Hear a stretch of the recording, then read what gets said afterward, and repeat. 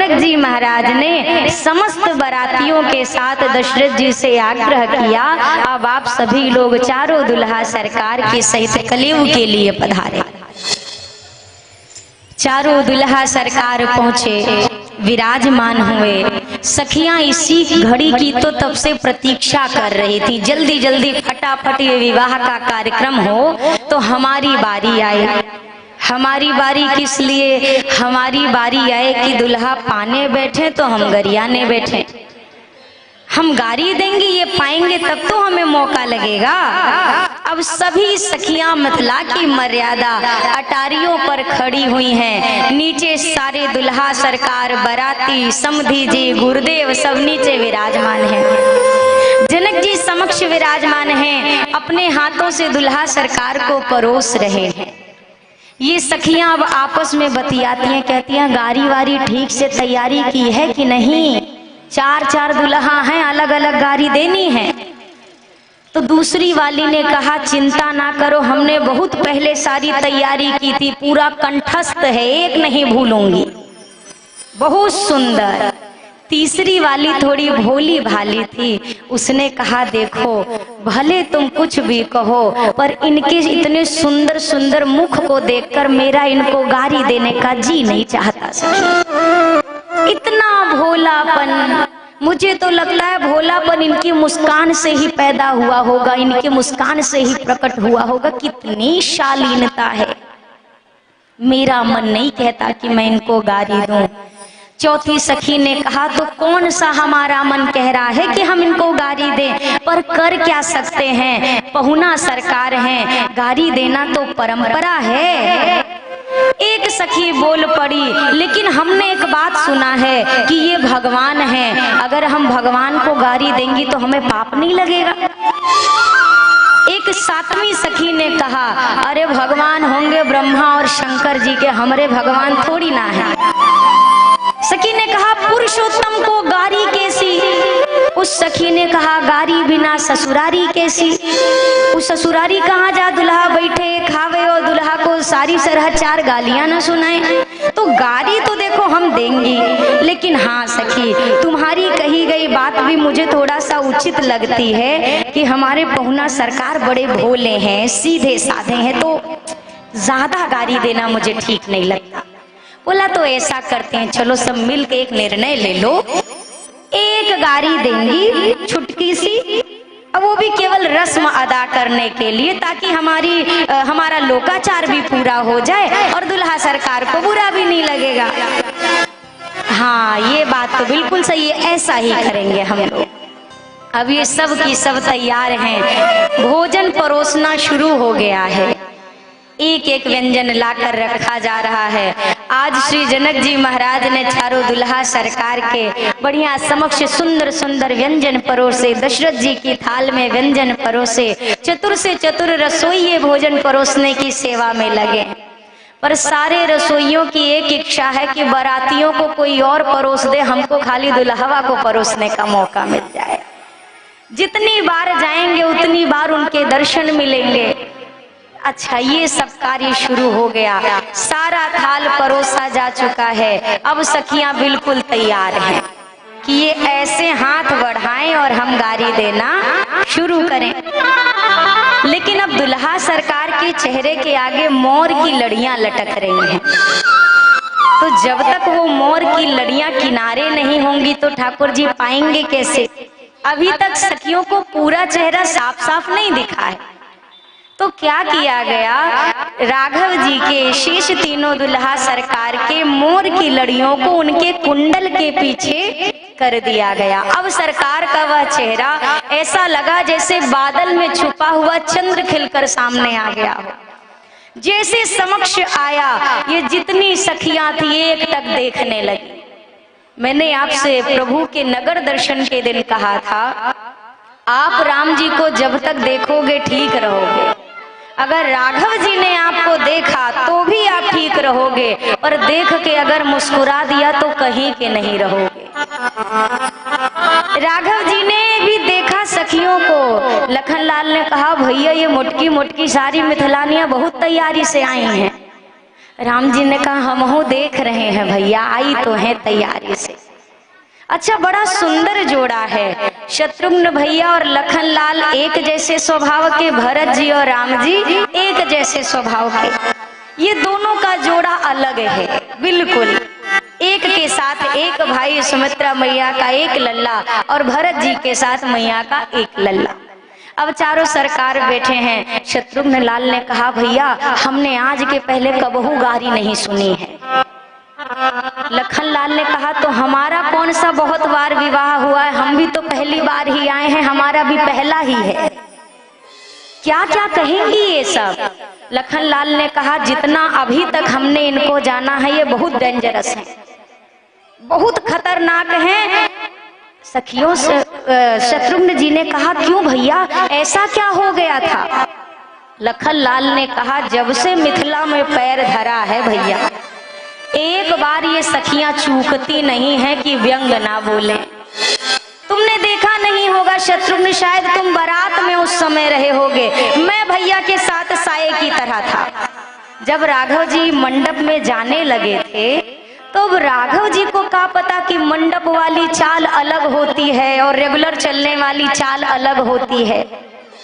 मंडप में तो धीरे धीरे जाया जाता है, तो राम जी अपनी मस्त चाल में जाने लगे, थोड़ा ज्यादा गति हो गई। एक सखी ने कहा ले इनको तो चलना भी नहीं आता है, ऐसे कोई जाता है विवाह करने, ऐसा लग रहा है कि मंडप में नहीं जा रहे हैं, कहूँ लड़ाई करने जा रहे हैं, ताड़िका को मारे हैं, इनकी आदत खराब हो गई है। सखियां कहती हैं सरकार चलो धीरे धीरे लालन लली के अंगना, थोड़ा धीरे धीरे चलिए, विवाह है, थोड़ी थोड़ी लज्जा लाओ, शालीनता लाओ, शर्माते हुए चलो, क्या छाती तान के चल दिए। अच्छा अब राम जी अच्छा धीरे चलना है। लक्ष्मण जी ने कहा भैया धीरे धीरे, थोड़ा धीरे। अब राम जी को धीरे धीरे कहा, अब राम जी एकदम ही धीरे चलने लगे। एक कदम धरे फिर ठाढ़े, फिर सखियां अरे आइए सरकार, फिर दूसरा कदम धरे फिर ठाढ़े। दूसरी सखी कहती है अरे पग धीरे कैसे दुल्हा धरत ए सखी, अरे चले ऐसे जैसे कोल्हू के बरद ए सखी, कोल्हू के बैल की तरह इनसे तो खिसका भी नहीं जा रहा है। अरे थोड़ा चलो तो सरकार, इतना धीरे। लखन लाल ने कहा भैया अब आप चलेंगे ही नहीं, हमको 2 मिनट इनसे पूछ लेने दो कि कितनी गति तय करनी, 80, 120, 180, 10, 20, हम इनसे चर्चा करके आपको बताएंगे तब आप चलना। सखियों से लखन लाल ने कहा बोले लखन सुनोरी आली, बड़ी यहाँ की रीत निराली, अरे कही विधि चले कि परे ना गाली।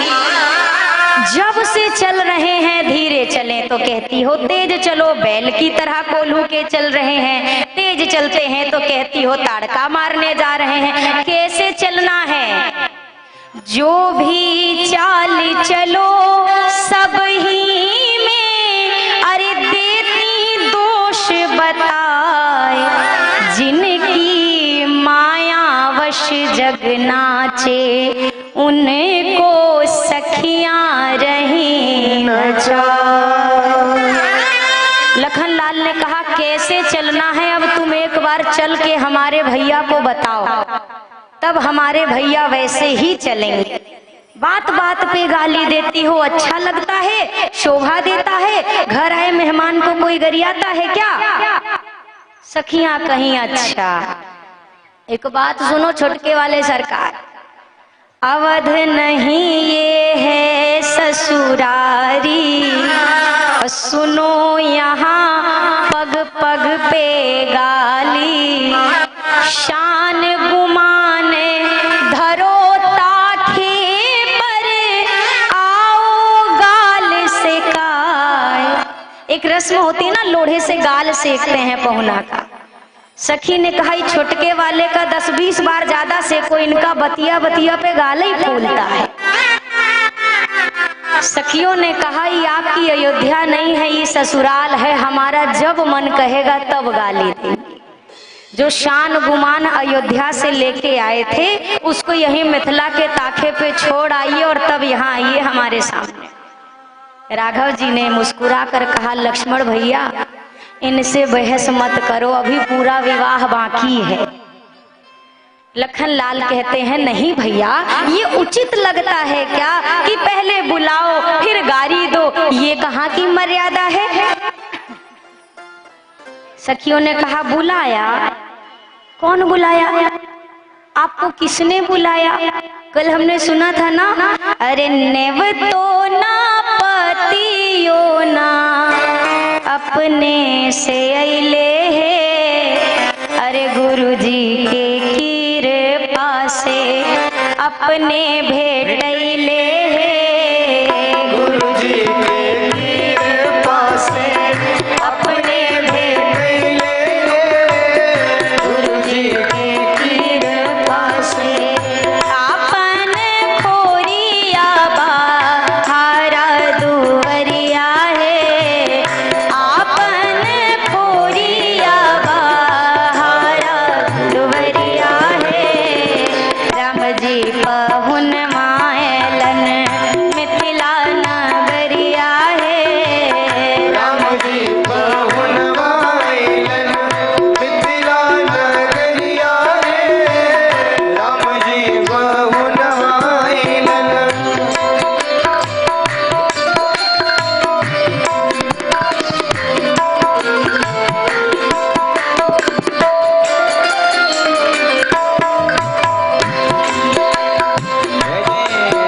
बोलिए दुल्हा सरकार की।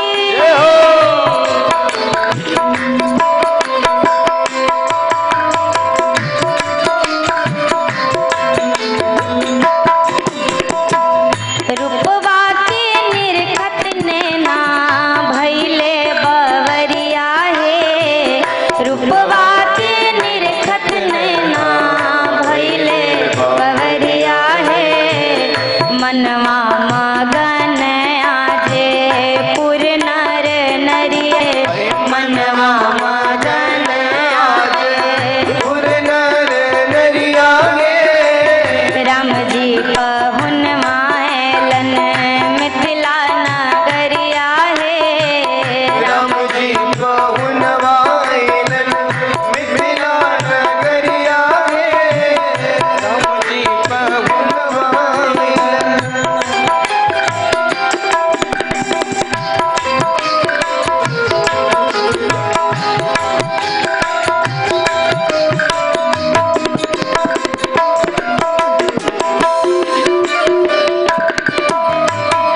जय हो।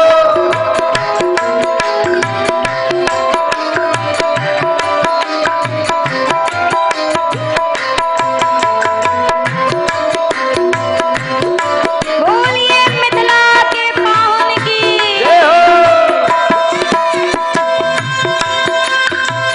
कन्वा में कुंडल सोहे चंदन लीलरिया है, कन्वा में कुंडल सोहे, चनवाली लरिया है, कन्वा में कुंडल सोहे चंदन लीलरिया है, नवा में कुंडल सोहे चनन लीलरिया है, मथवा माउरिया मोती झलमल झलरिया है, मथवा माउरिया मोती झलमल झलरिया है, राम जी पहुन मायलन मिथिला नगरिया है, राम जी पहुन मायलन मिथिला नगरिया है, ओ आपन खोरिया बहारा दुवरिया है,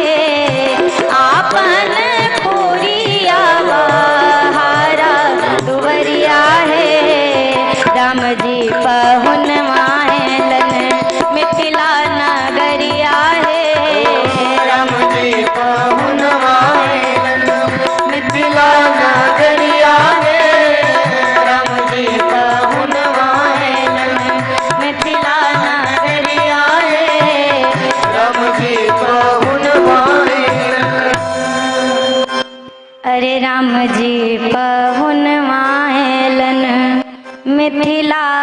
नगरिया है, राम जी पहुनवा है।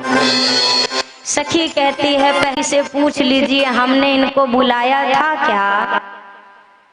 अब राम जी से सखियां पूछवा रही हैं, जरा बताओ सरकार अपने छुटके वाले भैया को कि हमने आपको कौन सी चिट्ठी पत्री भेजी थी आओ आओ वाली। होगे तो भारी बेइज्जती होगी। ये सखियां अभी इतनी हमको गरिया रहे हैं और कह दिए बिना बुलाए आए, तब तो का जने काका गरिया दे। राम जी से कह दो सब सारी सरहज है, चलता है, आज के दिन चलता है, बोल दीजिए न्योता आया था। और बड़े बड़े शालीनता से जनक जी ने 3-4 बार आने को कहा था, बोल दीजिए। अब राम जी महाराज जिंदगी में असत्य नहीं बोलने वाले।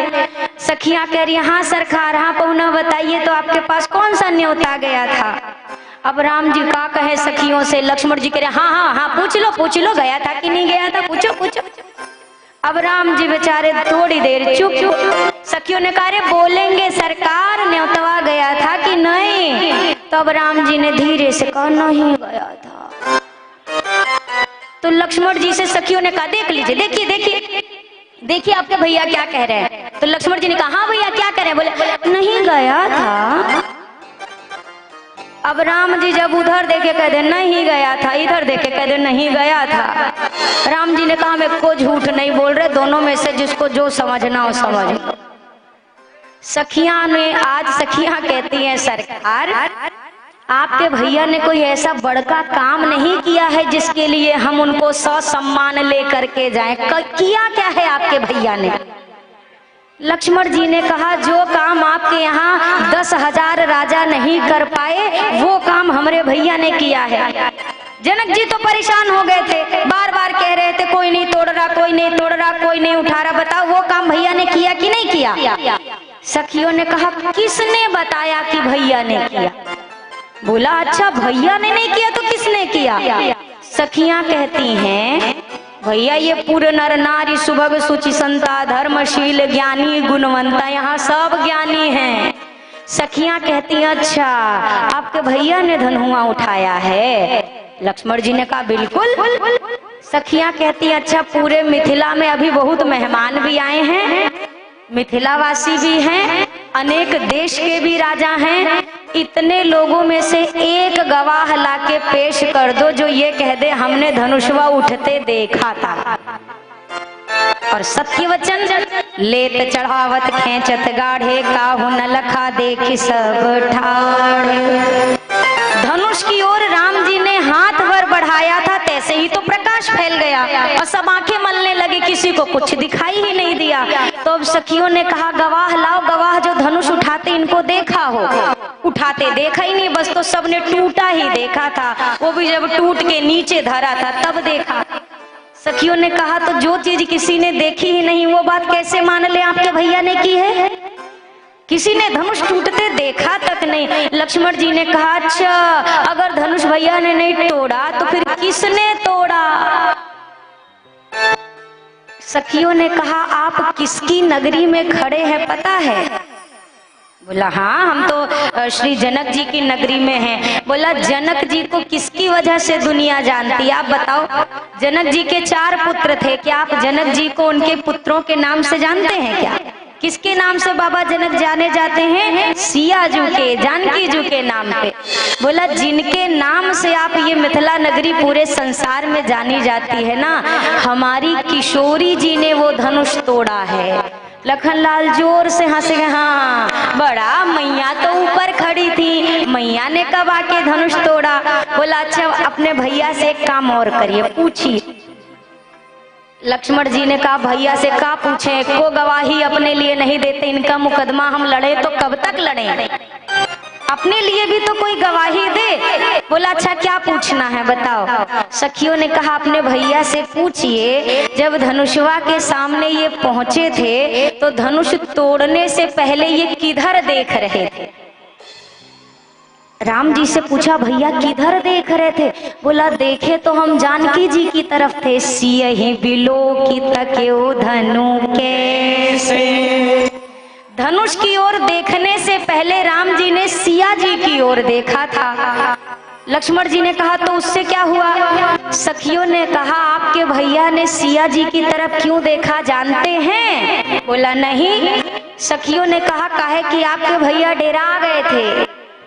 क्यों डर गए थे? बोला आपके भैया सोचने लगे बताओ 10,000 बड़े बड़े राजा नहीं उठा पाए, रावण बाणासुर हार के चले गए और गुरुजी ने हमको ढकेल के भेज दिया कि जाओ धनुष तोड़ो। जो कमवा बढ़ के नहीं कर पाए अब हम कैसे करेंगे? तो डर के मारे राम जी ने सिया जी की ओर देखा। अब तो हे शक्ति रूपा देवी जी, हे किशोरी जू, आप थोड़ी शक्ति दे दो, बल दे दो ताकि धनुषवा हमसे उठ जाए और इज्जतिया बच जाए। हमारी किशोरी जी की कृपा कटाक्ष की जब नजर हुई तो आपके राम जी को थोड़ी शक्ति मिली और तब जाके आपके राम जी से धनुष उठा, नहीं तो कहाँ राम जी से उठ पाता। तो इसका पूरा श्रेय हमारी लाडली को जाता, आपके भैया ने कुछ नहीं किया। अब राम जी तो मौन है पर लक्ष्मण भैया जब तक लड़ पाए तब तक तो लड़ी ले मुकदमा। लक्ष्मण जी ने कहा अगर भैया ने धनुषवा नहीं तोड़ा तो हमारी भाभी माँ ने भैया को माला काहे पहनाई? बोला एक बात बताइए, जब कोई आदमी जीतता है तो सर उठा के चलता है कि झुका के चलता है? बोला जीतने वाला सर उठा के चलता है। बोला और आपके भैया जैसे किशोरी जी के सामने आए, माला लेके मैया आई हमारी किशोरी जी, आपके भैया पहले गर्दन झुका दिए। जानते थे कि हमने कुछ किया नहीं तो किस अकड़ से माला सर उठा के पहने। मिथिलावासी कहते हैं कि राम जी से सखियों ने नहीं कहा कि झुको झुको झुको, राम जी तो पहले ही ऐसे खड़े थे। वो तो किशोरी जी नहीं पहना रही थी, कहीं नहीं थोड़ा हिसाब बराबर हो जाए। इनने भी धनुष उठाने में बहुत इंतजार कराया है।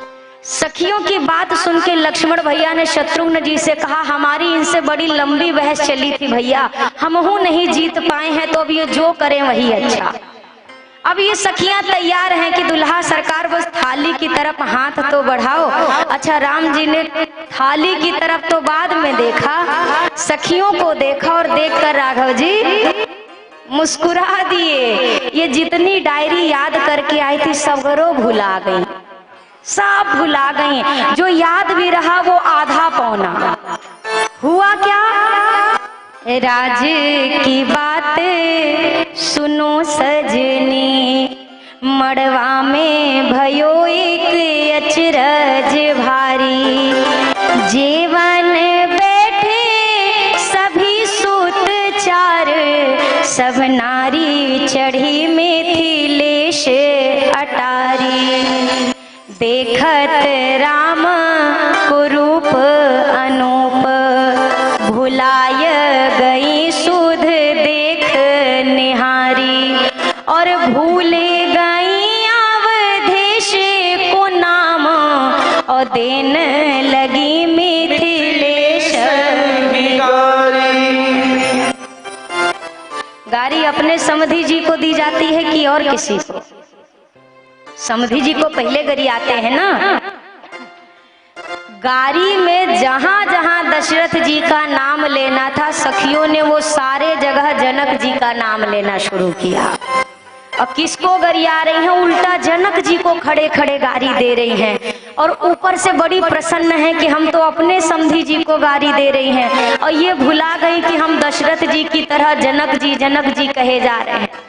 पूरे गारी के अंतराल में जनक जी का नाम। जब जनक जी ने 3-4 बार ऊपर देखा, एक सखी ने कहा बहुत देर से हमें देख रहे हैं, कुछ छूट गया क्या? बोला कुछ छूट नहीं गया, कुछ ज्यादा बढ़ गया है। क्या बढ़ा? अब होश में आई, अरे अरे अरे अरे सब बेकार। हमें तो देना था दशरथ जी को गारी, हम उल्टा अपने ही जनक जी को तब से गरिया रही हैं। अब सखियां कहती हैं, एक ने दूसरी वाली को जोर से कोहनी मारी को, तुम ही तो कह रही थी सीधे हैं। तब देख लिया कितने सीधे हैं, सब काम टेढ़ा कर दिया। बोला तो अब एक को गारी से ये बचेंगे भी नहीं। जो नहीं याद है डायरी वाला अब वो भी गाएंगे। सखियां कहती हैं हो काहे दुल्हा ल जाए, नाही खाए है सखी, काहे दुल्हा ल जाए, नाही खाए सखी। हो काहे पहुना ल जाए, नाही खाए है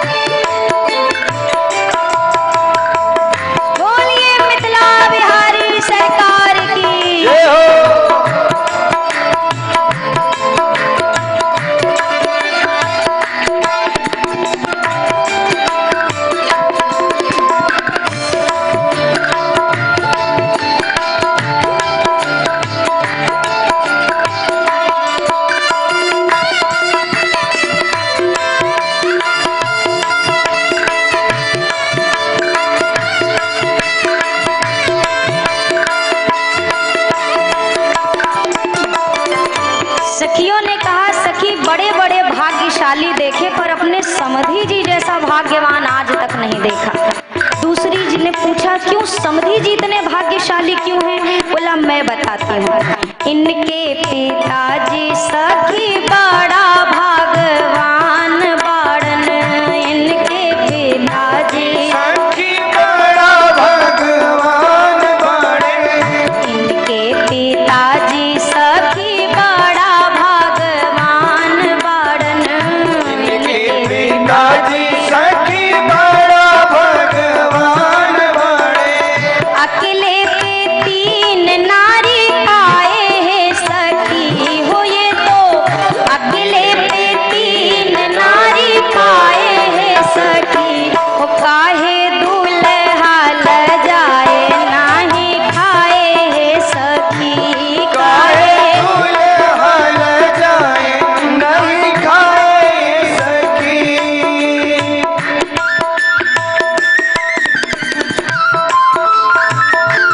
जय हो।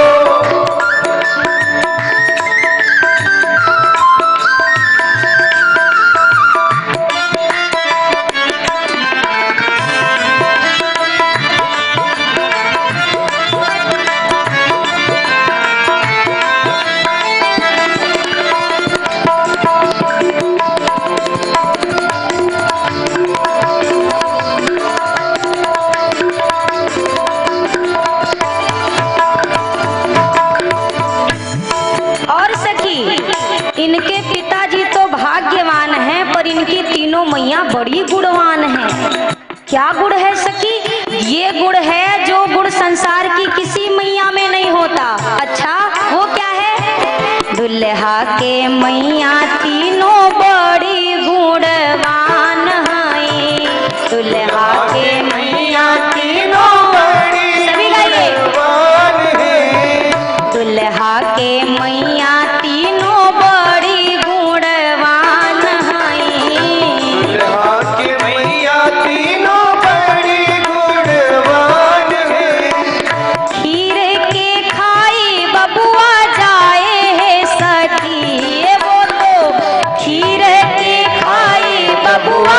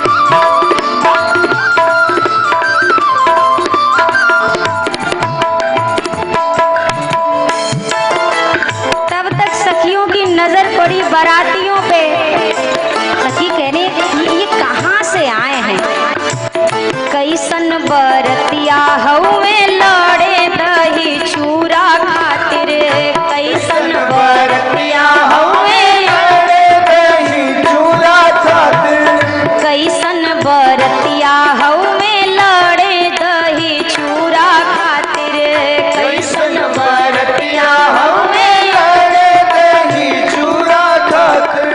कवने जंगलवा से आए है सखी, ये तो कवने जंगलवा से आए है सखी, ओ काहे दुल्हा ल जाए नाही खाए है सखी, काहे दुल्हा ल जाए नाही खाए सखी।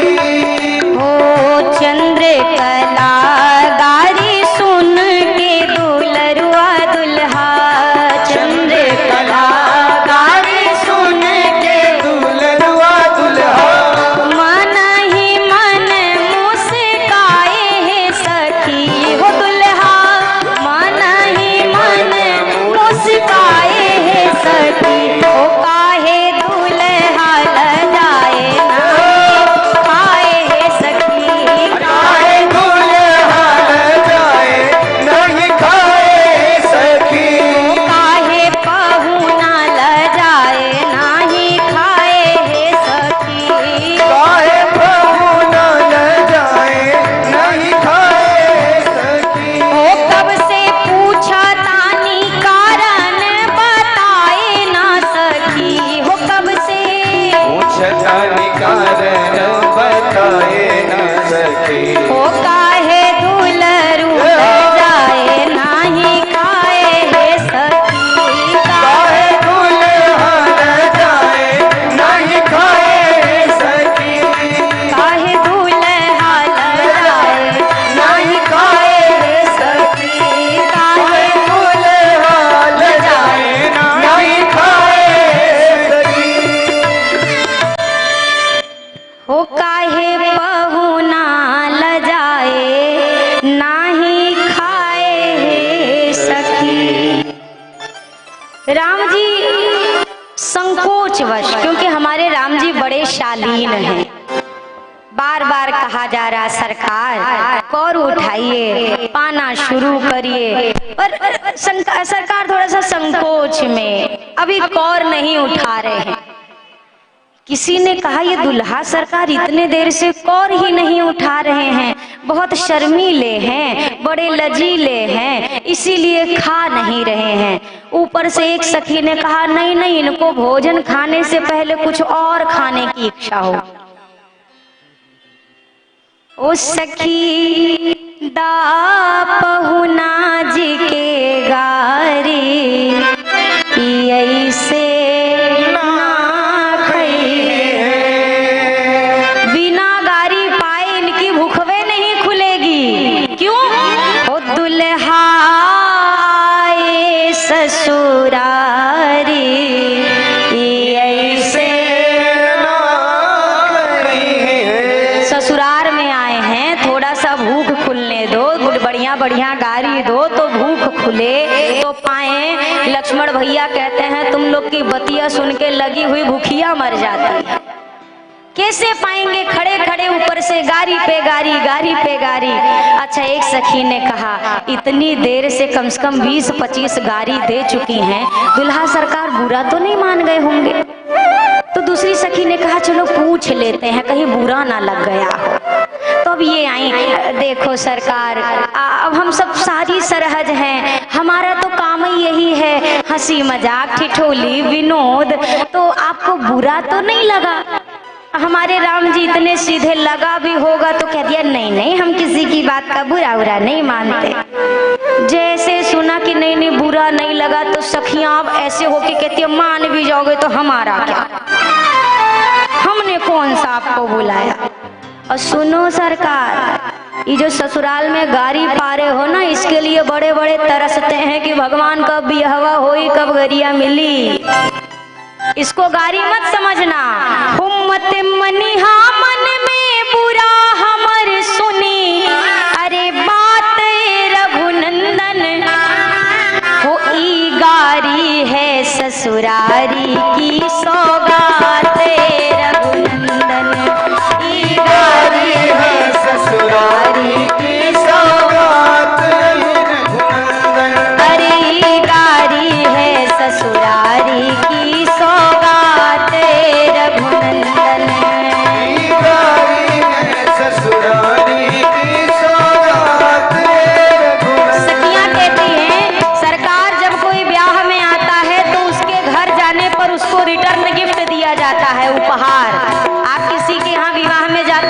साड़ी कपड़ा पाती हैं कि नहीं उपहार में, तो ये हमारी तरफ से आपकी सौगात है, आपका तोहफा है, संभाल के ले जाना।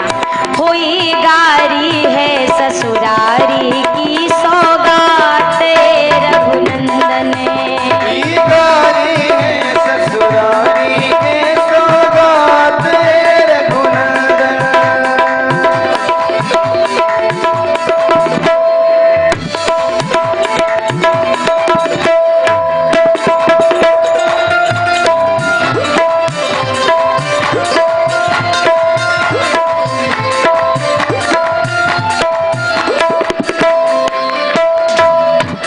बोलिए पहुना सरकार की। जय हो।